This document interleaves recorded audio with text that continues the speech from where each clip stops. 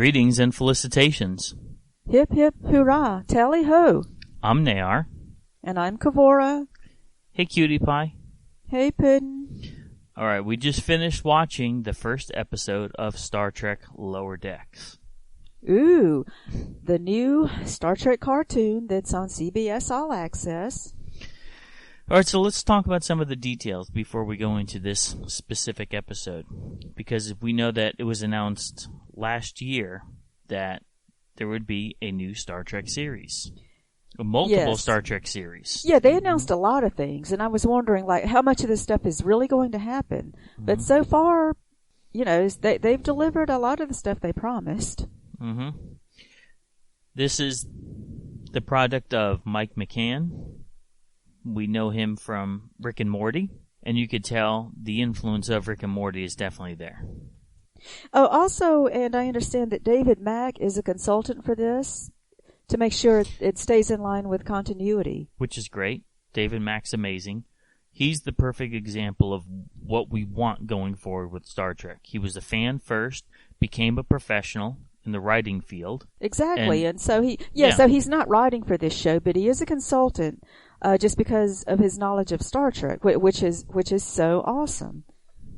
So it's one of the things the show has going for it. Mm-hmm. And with only one episode, I mean, we don't know yet how it's going to go, but we can talk about it. And it's interesting because this is the first Star Trek animated series that we've had since the original animated series that ended in 1974.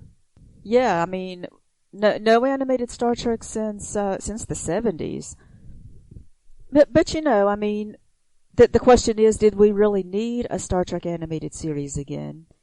And with CBS doing so many Star Trek shows, they had to try something different because, you know, we don't like. I love that they're making all these shows, but we don't want them all to be the same. So coming up with an animated show was a good idea. You know, in theory. And we're huge animated series fans. Original series. Yes, animated. Definitely. So I mean, yes. We're not against animated. Right, yes, of course. Right.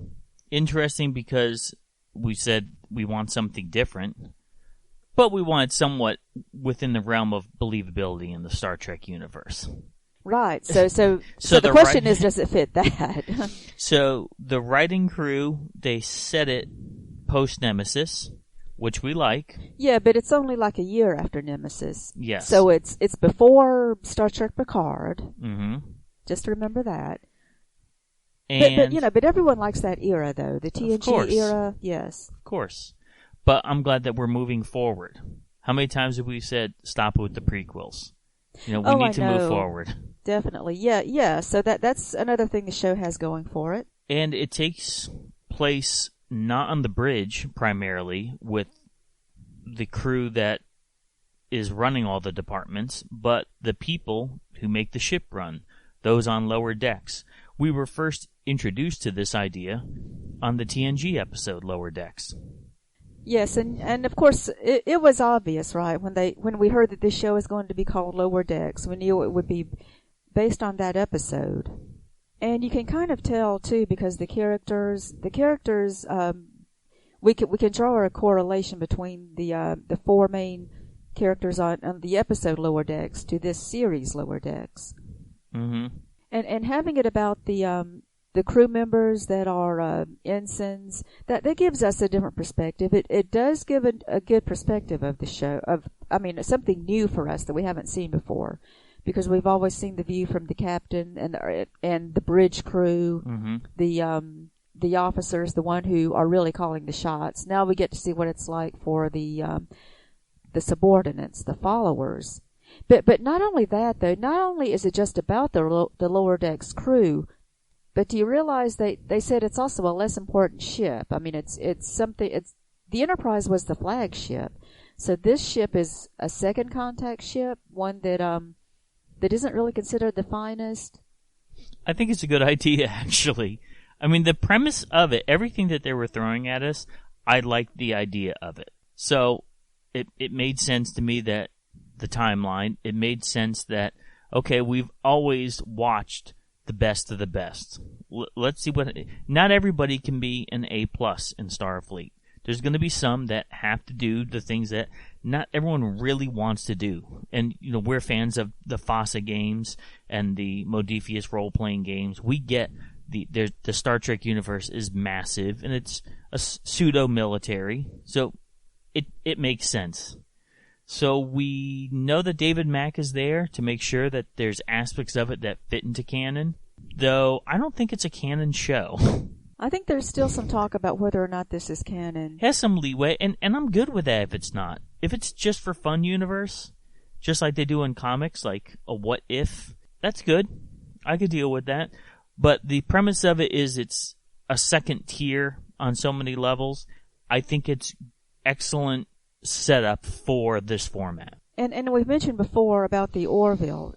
This is sort of Star Trek's answer to Orville. Oh, it very much also, is, yes. But also, we talked about how the Orville, the ship, is not a ship of the line in their Union fleet. Mm-hmm. So here we have a ship on lower deck that is not considered one of the better ships. It's not the flagship, and so all of this. I mean, so far these we're just bringing out what the show is about. And these are all the things we knew beforehand going into it. Yes, we did.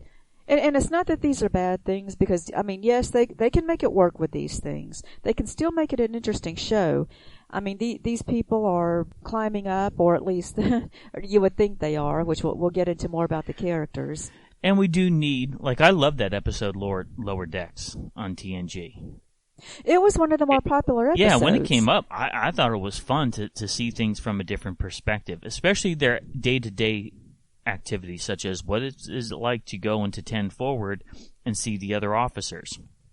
I mean, it would have been good to do, because the fans have asked for a spin-off of that show. If they could do something serious with that idea, I mean that would have been good too. But we got this cartoon comedy, so we'll roll with this. So we did watch it. We got up early in the morning, right before work. Right, because we wanted to watch it first thing. It was probably available at 12:01. So, and we got up not quite that early, but we got up early to watch it. And and it was another thing which we learned about with Picard, we don't want to read all these spoilers on social media. So it's better to watch it and before you get all the spoilers and it gets ruined for you. So since it's a cartoon show, we were of the era of watching Saturday morning cartoons, so we ended up getting special cereal for it, right? Yeah, we had to get up and eat cereal while we watched it.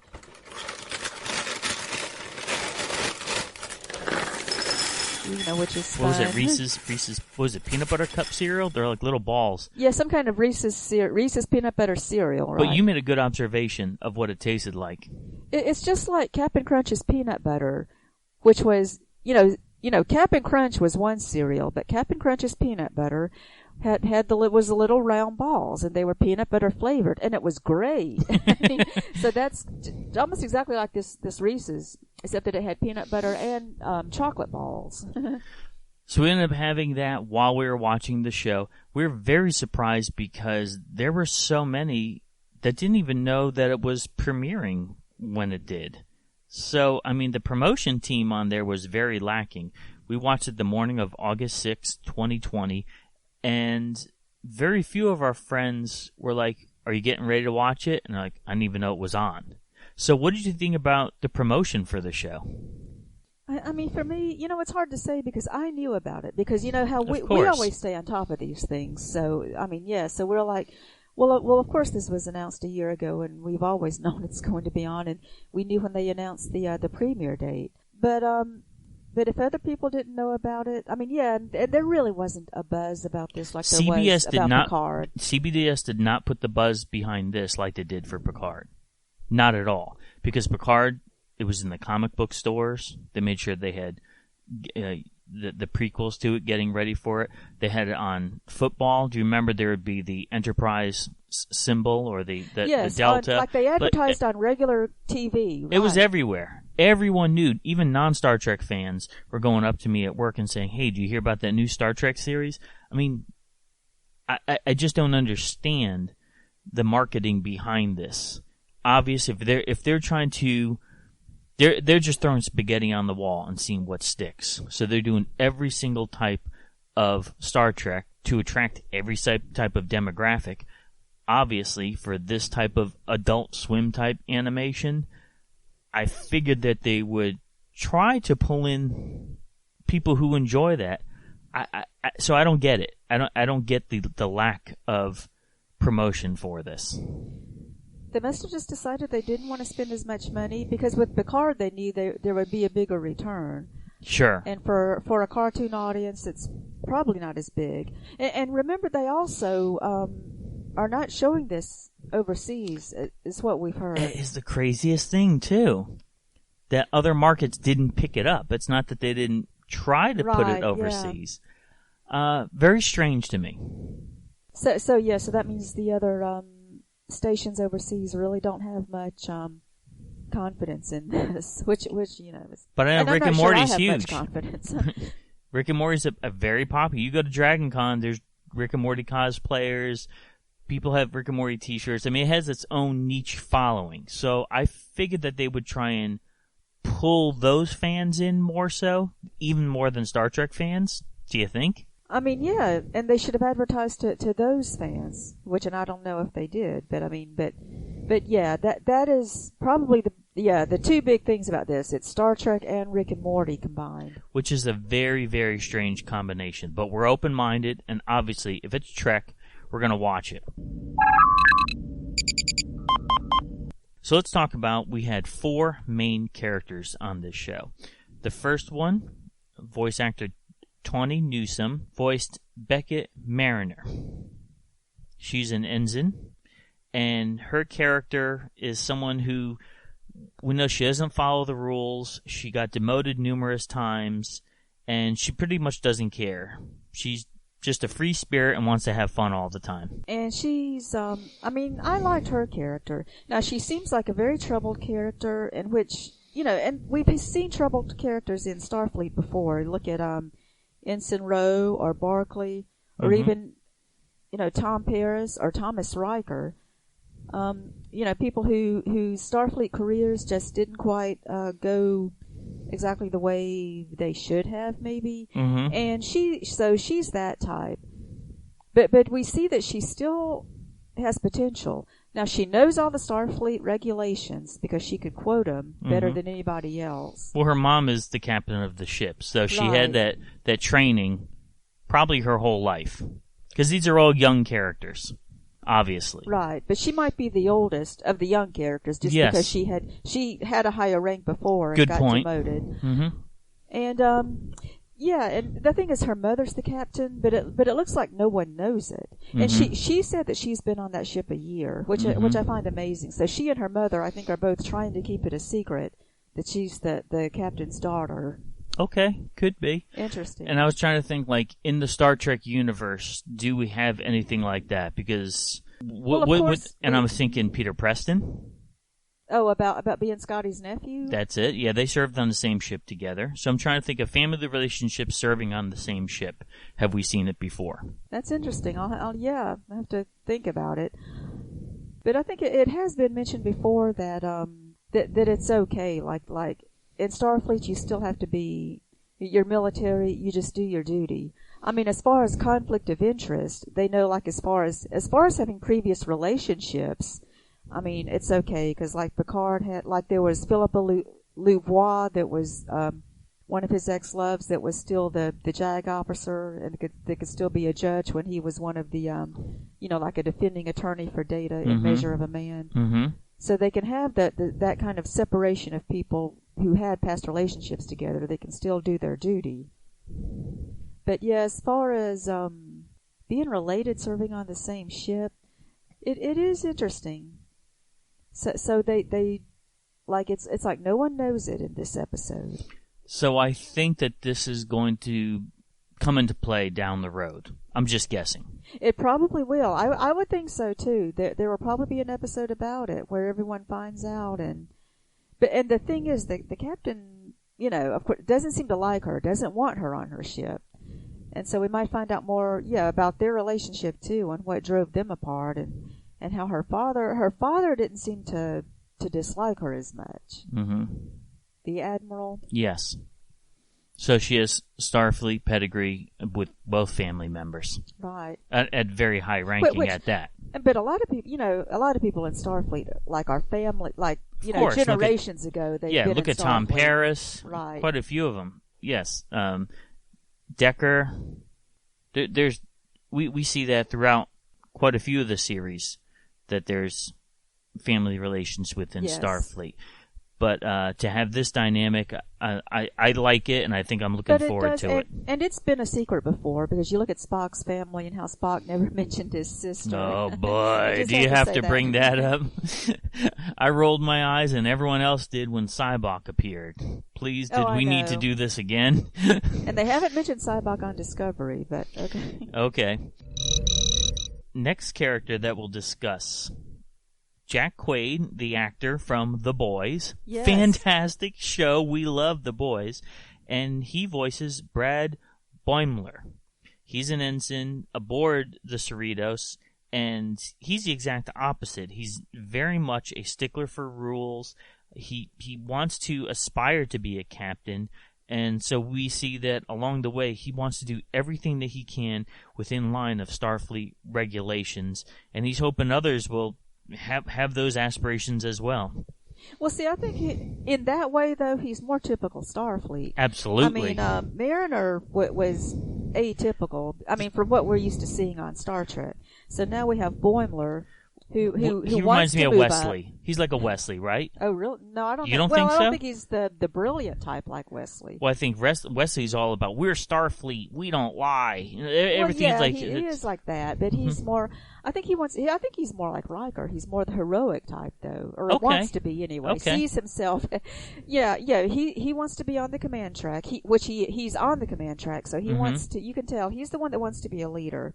And going back to the TNG episode Lower Decks, Boimler is like Sam Lavelle, the guy in Lower Decks, who, the one he talked about, Riker. Oh, I bet he sleeps in his uniform, and that one. Yes. Yep. So Good Boimler point. is like that, but he's also a bungler. We're also supposed to think that he's clumsy, which is like that's a typical cartoon character. Yes. So we will see how he develops. I mean, we probably will find out that he probably would make a good captain one day. Mm-hmm. I mean, that's that looks like what it's leading to. I mean, see, I'm not used to evaluating like comedies. I mean, I kind of want to take this seriously and go, yes, he could be a good captain. But it's kind of like he's so silly. This is so out of like our comfort zone for Star Trek. Yes. On so many ways, because even the original animated series, you really think about the storylines and that was the not development. A comedy, though. Not this at all. Is a comedy. Not at all. Yes. So, but even beforehand, we wanted to know what to expect, and we'll get to the show. It was different. There's no doubt about that. But the characters themselves, we're hoping. Everybody said, "Oh, this is Star Trek's answer to the Orville," because Orville people love the Orville. We love the Orville, and Orville started out as a goofy comedy, but it had such serious issues. There were so many episodes we said, "Wow, this could have been a Star Trek episode." So we kind of had that impression that maybe there's going to be a lot of goofiness into it, but there's a moral value as well. Yeah. So, well, I mean, Orville was it was funny and also dramatic. I mean, it went back and forth. So, and this show I don't know if they ever want any of it to be serious, but they do. It does look like it's going to address some things, because this episode had a plot to it. It wasn't just a continuous string of things happening. Sure. Next major character, American actor Eugene Cordero. He actually is voicing Sam Rutherford. Okay, now that character, and of course everybody says, well, he's like Cyborg of the Teen Titans. That's the first thing I thought of when I saw it. I mean, you have a black guy with half his face that's Cybertronic. How could nobody on the team notice that looks like a ripoff of a DC character? Well, maybe it was intentional, though. I mean, yeah, I don't think know. It's that they didn't notice. But yeah, and so what is it with Star Trek now getting into the the cybernetic implants on one eye, like Detmer on Discovery. That's right. That's right. And yes. even going back to Voyager with 7 of 9. I mean, it's yeah. But this particular character, visually, you think of Cyborg. Yeah, I mean, even more than the others. Yes. Yes. But okay, so about him, so he was an engineer. He's supposed to be there in the engineering part, and he's and again going back to the Lower Decks episode of TNG, reminiscent of Torek the Vulcan, who was in engineering. Yes. Mm-hmm. I mean, just because he's an engineer, but and because he seems to be pretty good at his job, and he loves it. He loves engineering, and.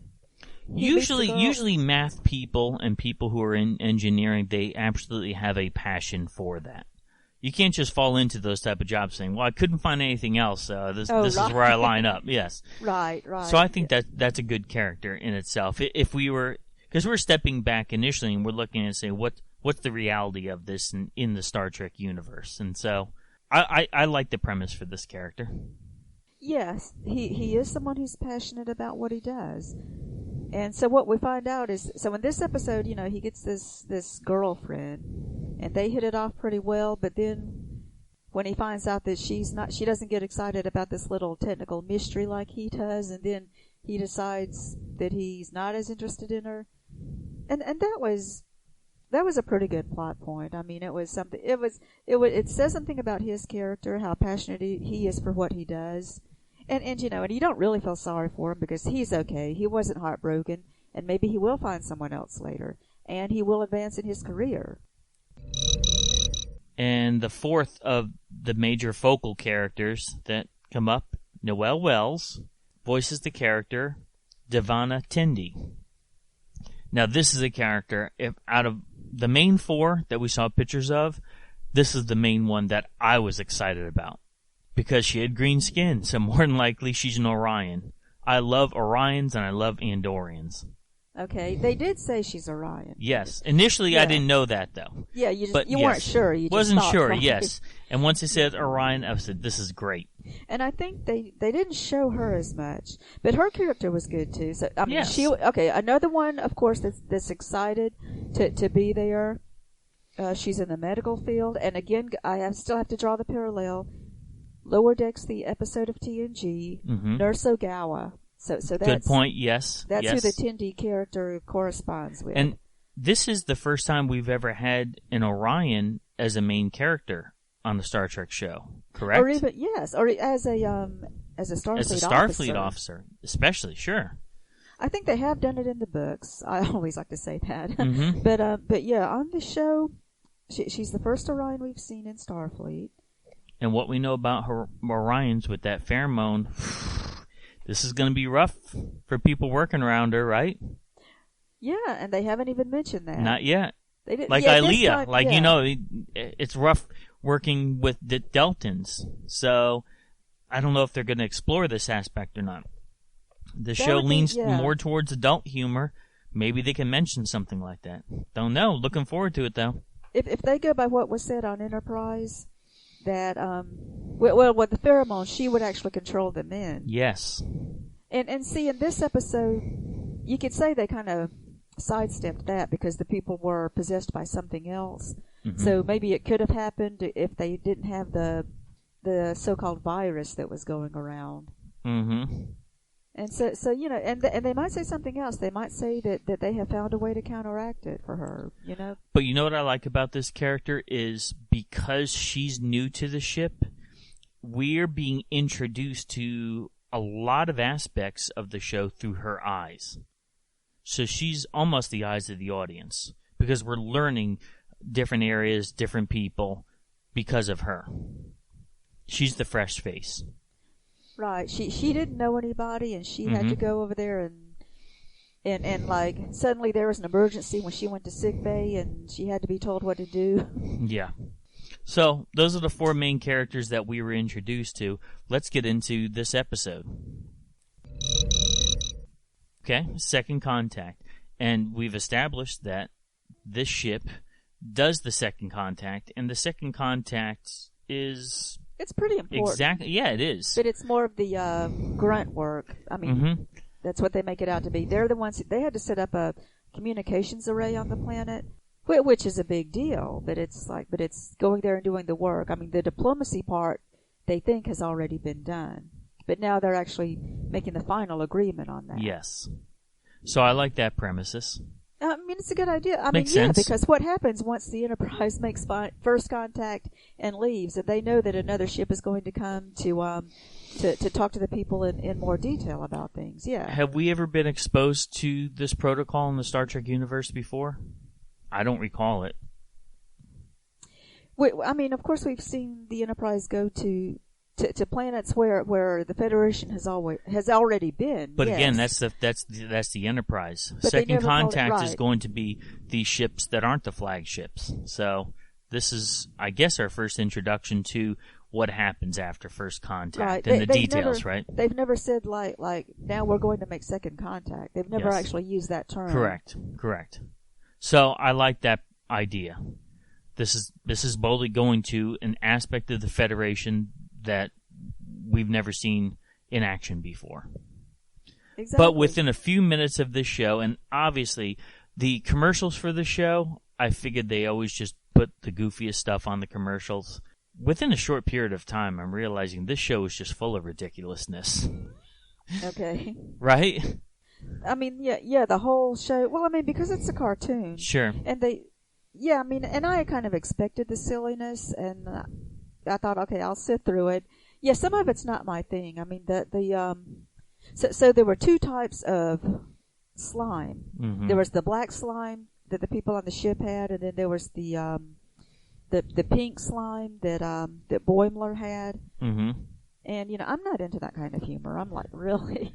But I guess some people I don't like get it. I just don't get it. But it's Star Trek, so I'm gonna watch it. And the I think they were doing Walking Dead on the Ceratos, right? I mean, that's Seems what like the zombies, sure. Yeah. Mm-hmm. So it appeals to that audience too in some way, even though it's comical on this. Now another term that was new was orientation liaison. So that was what Tindy said that Boimler was her orientation liaison. So that was just a new phrase I've never heard before, but I like that. I mean, something that they've added to it. And I can see it. It makes sense. Yeah, it makes sense that she would have. It's Mm-hmm. like, why didn't we think of that? Of course you would have to have that if you're new to the ship. Yes. Now having the lower decks people all sleep in a hallway, that seemed strange. You know what? I could see what they're trying to do, that if you're low ranking, you get a bunk. Just like in the military, you're not going to get private quarters. So, yeah. I mean, but just calling it a hallway seems, I mean, it still seems like because there are just so many of them. Instead of putting Yeah. 4 in a room, they put 30 in a hallway. Yeah, they do, and they must have had a community shower. Probably. They had the guy walking around in the towel, yeah. Very dorm-like. Right. Or barracks. Barracks-like, like a barracks. Sure. I thought it was an interesting aspect. I couldn't, like, the whole time we're trying to say, was this referenced before in either a comic book, a book, or a show? And it hasn't been. We haven't delved into this aspect too much. So I thought it was all right. It worked. Yeah, it was okay. Yeah. Because other times when we did see lower ranking people, for example, in Star Trek V, we've seen bunk beds, but we've never seen a hallway. They still had a private room. Yes, and even on, like on Discovery, we knew that Michael Burnham and Tilly were roommates. That's right. Like, not everybody had a private room like we saw with, Kirk, McCoy, Spock. They all had their own That's private understandable. room. Yeah, right. your high-ranking officers are going to have their high-ranking room. Hey, if David Mack said it was all right, I'm rolling with it. Now, what about the Easter eggs you saw in this? There were quite a few. Let's talk about them. Well, I mean, like background characters, we saw a Benzite. You know, the one with the blue skin that has the breathing apparatus. Yep. And we saw a Vulcan in the background. Did you notice that? And there was someone with a turban on. So I Yes. like that. We haven't seen that in canon Star Trek before. We've only seen that in Axanar fan production. Yes. So I like the idea that they're showing the diversity of the crew, culturally as well as species-wise. Yeah, and the thing is with a cartoon, you can do that. You can show, You could do as many anything. You different could draw species. anything. Yeah. Whatever you could draw, you and could do there was it. a Bolian, too, the blue skin with the Yes. scene. Mm-hmm. Oh, and so when they showed the people with the black slime, did you notice someone that looked like Mir or Spock? No, I didn't. He did. I've It gotta was so funny. Okay, I gotta he rewatch had this that black part. goatee. And the thing is, but I think that what the joke was, you couldn't tell, was it really a goatee or was it the black slime on his face? Oh, I got you, yeah. Lots of references to previous characters such as Sulu, original series episodes. Well, they threw all that stuff in at the end where they mentioned the wrap-up. Khan and, and Sulu and Deanna Troi and the whales and Spock. Yeah, all of that right at the end. Oh, and also at the intro, at the beginning, when they showed the ship, well, like one time they showed it with this big giant creature holding onto a nacelle, and I thought that looked like one of the SETI eels from Wrath of Khan. Okay. Except that it was huge instead of Yes. the little ones that go in your ear. It looked like a huge SETI eel.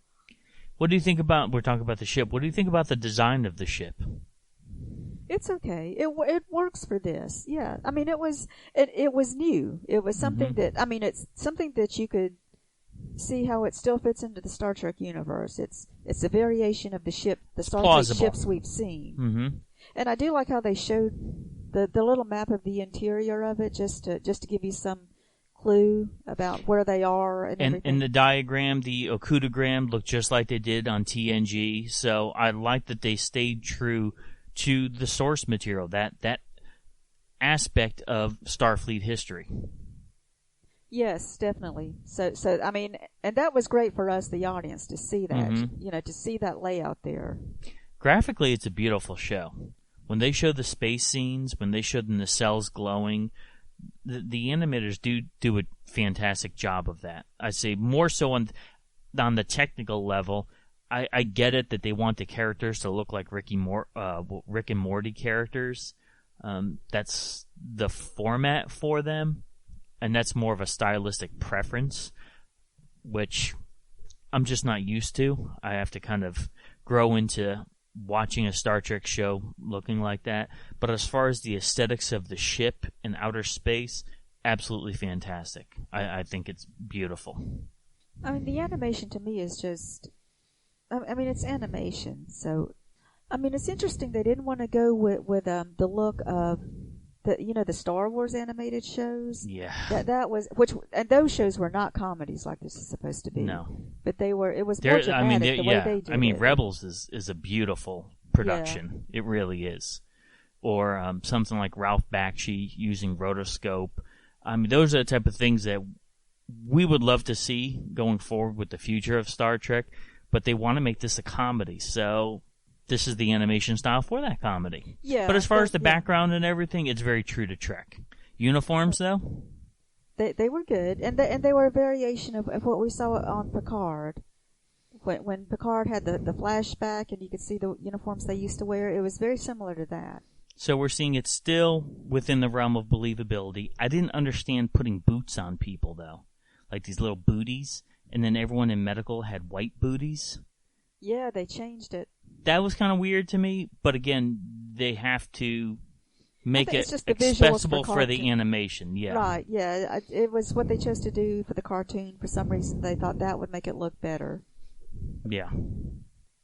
And the way Mariner had her sleeves rolled up, so she all was out of uniform. All the way up to her biceps. Yeah. I mean, like on Deep Space Nine, O'Brien rolled up his sleeves, but we know why he did it, because he did a lot of hard work where he probably sweated a lot, and he needed to do that. And for Mariner, we think it was more, I mean, almost out of disrespect, or maybe just out of like just wanting to be her own person, and because she had nothing to lose. She had already been demoted, and maybe it was because of her parents that she just didn't get completely thrown out.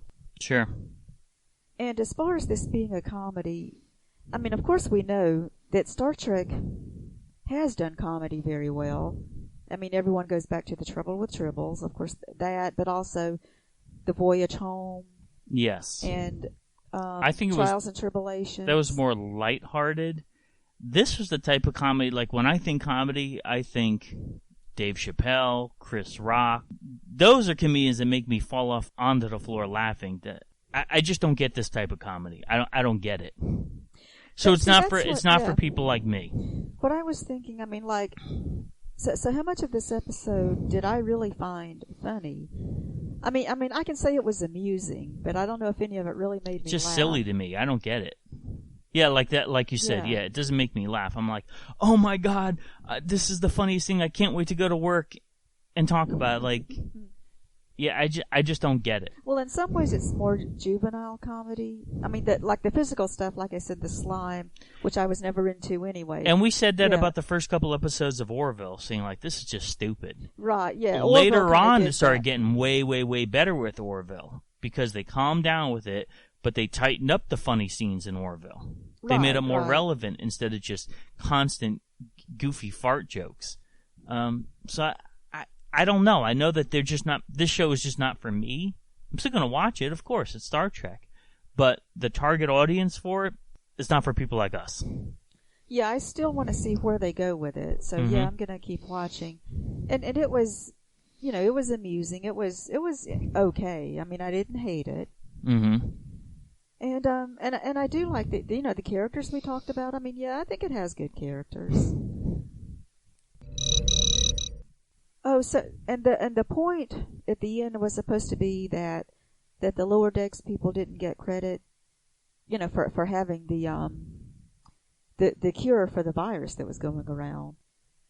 But then you have to think it wasn't even their, like it wasn't like they looked for a cure.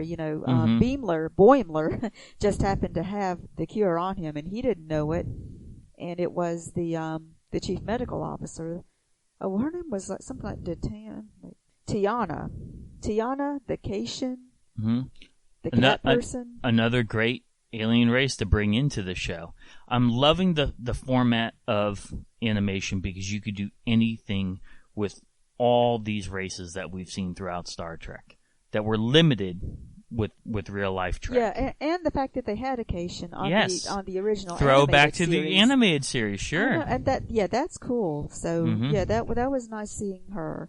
So but the higher ups acted more like they were taking credit for.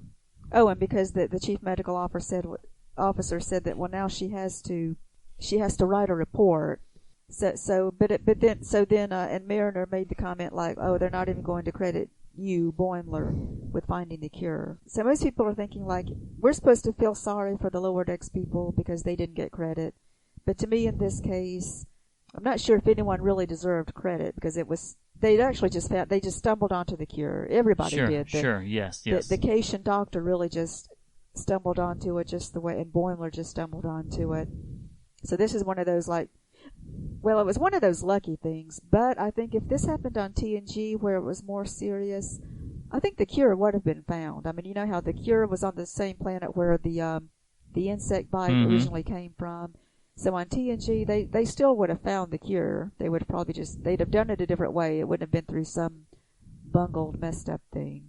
Oh, and just to go back to Mariner, because thinking about that, the way she cared about the farmers, I mean, that was good, too. I like that, though, yeah. That was very Star Trek. That was good. Yeah. It very was that when it comes to caring about doing what is right or following the rules, you do what is right first. And that's what she did. She cared about the people instead of going through protocol because she needed to do what needed to get done. So I did like that aspect. That was the Star Trek moment in the show. Yes, definitely. Overall impression, though? I mean, it was okay. It was pretty good. Yeah, it just, for me, it wasn't hilarious if it was supposed to be a comedy, and it had some good stuff in it. And it has potential. It has stuff they can build on. Sure. We'll watch it. We're going to continue. And we'll have to get another special serial for the next episode. Okay, but nothing... Oh, yeah, nothing that's too different, right? We're sticking with... Oh, boy, stuff we had that crazy Twinkie cereal last week. And yeah. That was garbage. Yeah, I'll get you a good one, baby doll. Okay. Thanks for listening. Make sure you hit that subscribe button and join our Facebook group. Live long, and may the Force be with you. Nanu Nanu.